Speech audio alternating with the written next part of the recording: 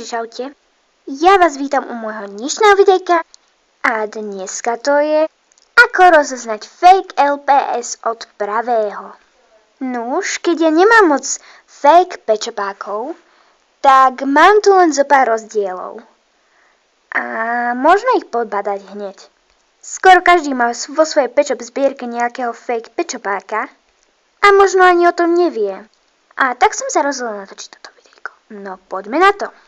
Ako prvé tu máme týchto dvoch pečopákov. Hneď na prvý pohľad môžete zistiť, ktorý je fake a ktorý je pravý.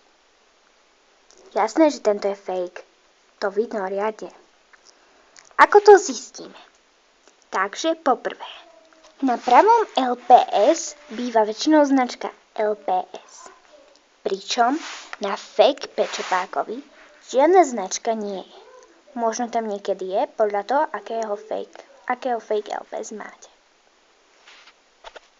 Druhá vec, ktorú možno hneď vidno na prvý pohľad, že tento LPS je nejaký čudný, aj sa dosť hýbe. A tento LPS len trochu pokýva hlavou a nič. Ďalšia vec je, že tento pravý pečopák vlastne on je taký akoby tvrdý, alebo ako to mám povedať, že len ťažko pohneť napríklad s uškom.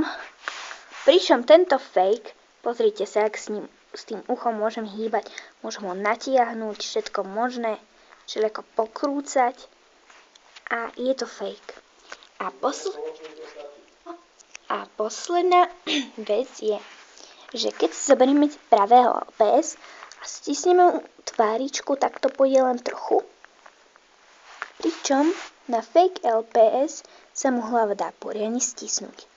Nie však pri každom fake LPS to platí.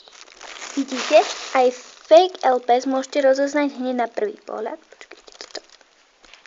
Tak. Hneď na prvý pohľad je úplne iný ako normálny pečopák. Najlepšie to vidno semka.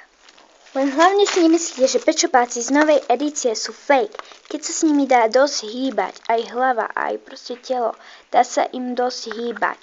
Nie sú fake. Keď si dáte týchto dvoch, teda tento mi príde, že je fake a tento je normálny. Ale keď si dáte troch, tak tento vyzerá celkom v pohode, aj tento. A tento vidno, že vyčnieva a je to fake. Takže dávajte si na to pozor. Tak ja dúfam, že sa vám videjko páčilo. Keď tak sa nechajte like, poteší nás odber aj komentárik, že? Inak toto je Efi a je to tejto dcérka. Takže dá sa normálne za fake pečopáka hrať a skoro nikto si to nevšimne, kebyže takto za neho hráte, ale keď takto za neho dá ako tak si to všimne proste každý. To je tak všetko a čau.